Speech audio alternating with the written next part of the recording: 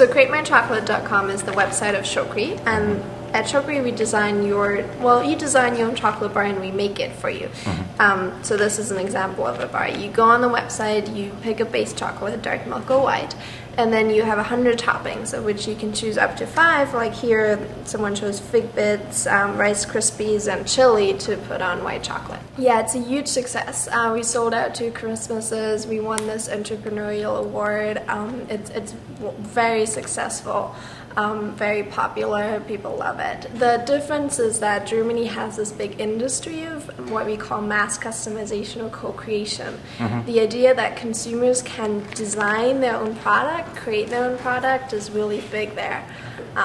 But it hasn't picked up that much here in the US yet. So something I've observed is that in the US, a lot of companies that have started trying mass customization out, they're big companies. General Mills tried mycereal.com, failed. They tried myfruitrollups.com, failed. There's Nike ID, which is big and succeeded. There is my M&Ms, which succeeded, but it's kind of more personalization.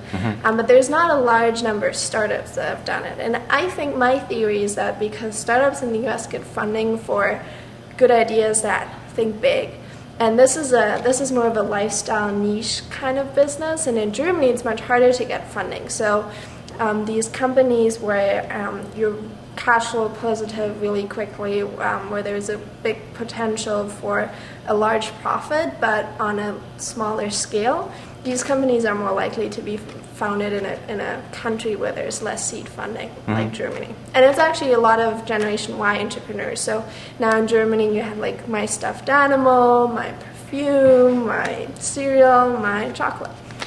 Even though the packaging is red, it's actually quite green.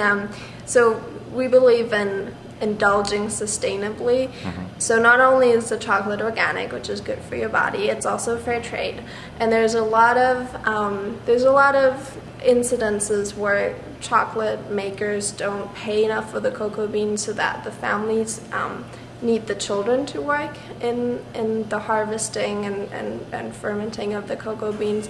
And so that's why we have fair trade, but that's also why we donate 1% of every purchase to a charity organization that supports kids on the Ivory Coast, which is where most of the cocoa beans are. So we allow people not only to co-create by designing their own bars, we allow them also to co-create by asking them questions. Like inside of this packaging there is a phrase, and we had our customers make them. Or when we expanded to the US, we asked our potential customers what to name it, if we should keep Chocri or not. So we ask strategic questions through Facebook, through Twitter, through our blog, and we get customer input to do so-called open innovation.